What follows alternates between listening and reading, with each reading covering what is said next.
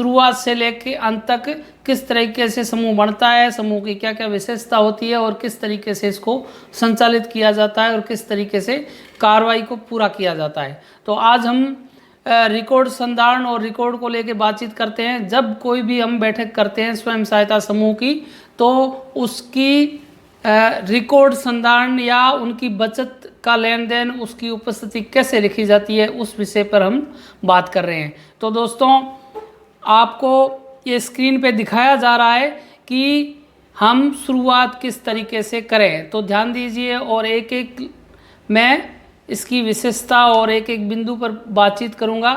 यदि इस चैनल को आपने सब्सक्राइब नहीं किया है तो सब्सक्राइब कीजिए, लाइक कीजिए, कमेंट कीजिए और आगे से आगे शेयर कीजिए।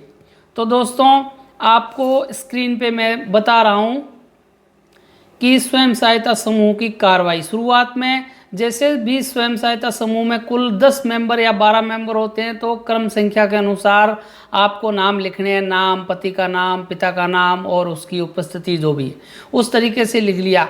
बहुत सारे समूहों में 12 सदस्य होते हैं, बहुत सारे सदस्यों में 10 होते हैं, 15 होते हैं, उसी तरीके से मैंने यहाँ दर्ज किया। इस तरीके से आप उसका नाम दर्ज कर सकते हो और उपस्थिति लगा सकते हो। उसके बाद में उस समूह में नियमानुसार कितनी बचत जमा करना तय किया है। तो दोस्तों, यहाँ जैसे मैंने दर्शाया गया है कि प्रत्येक सदस्य ने अपने समूह में 100 रुपये प्रति महीने जमा करना तय किया है। तो मैंने आपको ये लिखित रूप में यहाँ मैं दिखा रहा हूँ कि प्रत्येक सदस्य ने, जैसे उदाहरण के तौर पर यहाँ 10 मेंबर है, 10 लोगों ने 100 रुपये के हिसाब से कुल 1000 रुपये यहाँ दर्ज किए।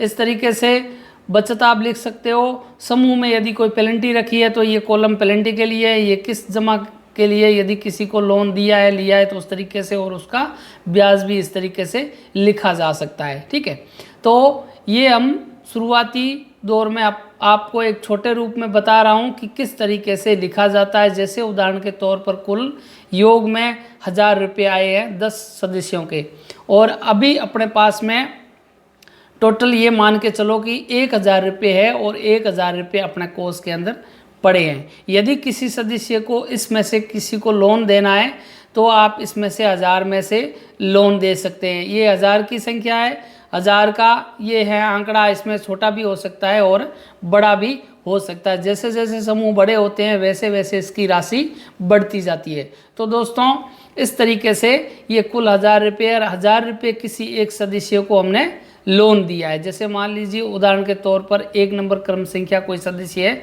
जिसको हमने 1000 रुपये का लोन दिया है। तो दोस्तों, ये कुल 10 सदस्यों के 1000 रुपये आए हैं। 1000 रुपये आने के बाद में 1000 रुपये हमने भुगतान किया, यानी कुल अपन ये कह सकते हैं कि 1000 रुपये की आमदनी हुई है और 1000 रुपये का हमने भुगतान किया। यहाँ लिख सकते हैं आमदनी और यहाँ लिख सकते हैं भुगतान। ठीक है, जैसे उदाहरण के तौर पर यहाँ मैं डालता हूँ आमदनी, ये आमदनी हो गई और ये इधर अपन लिख सकते हैं भुगतान।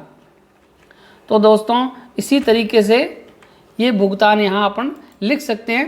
तो आमदनी 1000 रुपये और भुगतान भी 1000 रुपये। ये कहने का मतलब एक समूह की एक मीटिंग का ये रोकड़ है जो इस तरीके से अपन लिख सकते हैं।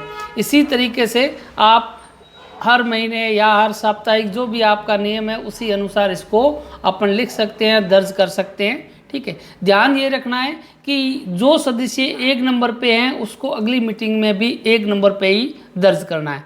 जो सदस्य 2 नंबर पे है उसको 2 नंबर पे ही रखना है। इसी तरीके से ये क्रम संख्या उस सदस्य की नहीं बदलनी चाहिए। कई बार क्या होता है, गलती से यदि ये क्रम संख्या बदल जाती है तो बाद में इसकी बचत को और उसके लोन को जोड़ने में, देखने में और टैली करने में समस्या आती है।